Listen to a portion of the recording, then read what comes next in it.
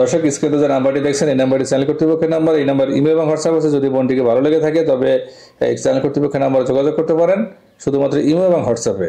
অযথা কল দিয়ে বিরক্ত করলে কখনোই পাবেন না। আপু আপনি কেমন আছেন? আলহামদুলিল্লাহ আমি ভালো আছি। ভালো আছেন? আপু আপনি লেখাপড়া কতটুকু? আমার 5 পর্যন্ত আমি পড়ছি। গরিব আন্তাজে আমার মা নেই, বাবা এমন একটাই নাই, তার জন্য আমি বেশি পড়তে পারিনি। বাড়ি যেন কোথায় বলছিলেন? বাগেরহাট। বাগেরহাট। বর্তমান বয়স কত আপনার? বর্তমানে বয়স বলতে গেলে বয়স আমার 28 হয়ে গেছে বর্তমানে। 28 হয়ে গেছে? হ্যাঁ। আচ্ছা আচ্ছা। 28 বছরে তো বিবাহিত থাকার কথা আপনার, আপনি থাকার বিবাহিত? কথা না বলতে গেলে আমার ভাই বোন ছোট, আমার আম্মু মা তখন ছোট ছিল, ওদের আমি মানুষ করছি, ও সংসারে হাল ধরছি। এই কষ্ট করতে করতে আমার কোন দিক দিয়ে যে বয়স পার হয়ে যায় আমি নিজেও ভাবতে পারিনি। কোন সময় সংসারের চাপে নিজের জীবনের কথা ভাবার সময় পান নাই। না।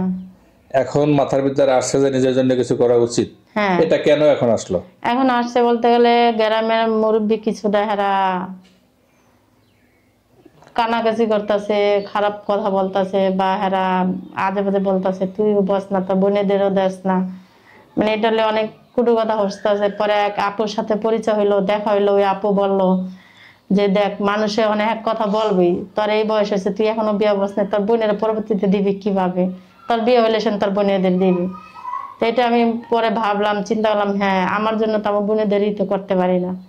তাই আমি পরে আপু আমার আপনাদের নাম্বার দিল, আপনাদের নাম্বার যোগাযোগ করতে করতে এই পর্যায়ে আসলাম আপনাদের কাছে। আপনারা যদি আমার ভরসা বা সহযোগিতা যদি করেন তাহলে আমি পরবর্তীতে আমার বোনের চিন্তাও করবো। পরবর্তীতে আপনার বোনের চিন্তাও আমার করবেন? বোনেদের চিন্তাও করবো। এখন এই স্বপ্নের মানুষ বা স্বপ্নের পুরুষটি কেমন হবে, কেমন মানুষ চান?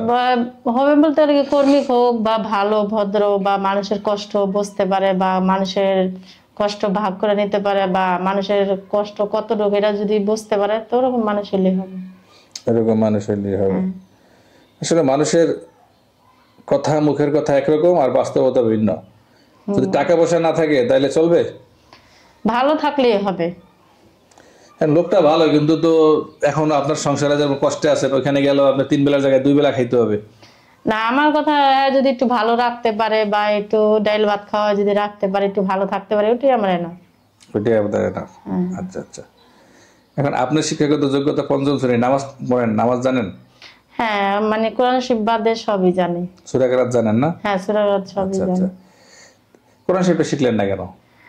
কোরআন শরীফ বলতে গেলে কি, আমি আমার যেই ইয়াতে আমি পড়তে চাইছিলাম পরবর্তী ওইখানে আমাদেরই হুজুর গেছে, আবার ওইখানে হয় নাই, এই কারণে আমার পড়া হয়নি। মানে এই মাঝখান দিয়ে ব্রেক হয়ে যাওয়াতে আর নতুন করে শুরু করা হয় না না? না না। শুরু করা হয়নি।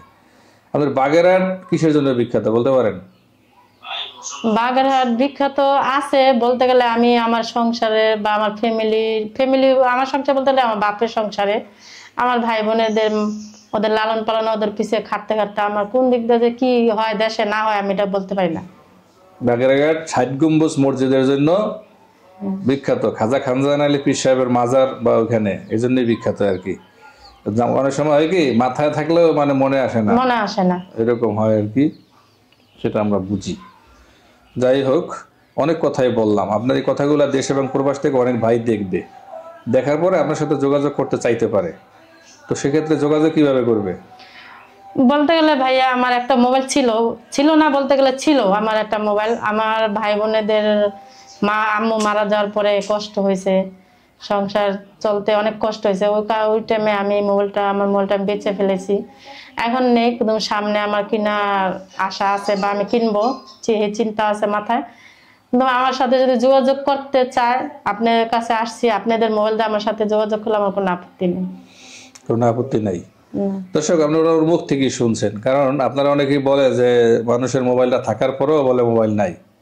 আসলে বিষয়টা সবার ক্ষেত্রে একরকম না, প্রত্যেকটা মানুষের আলাদা, প্রত্যেকটা মানুষের জীবন চলাচল বা সব কিছু একটু আলাদা।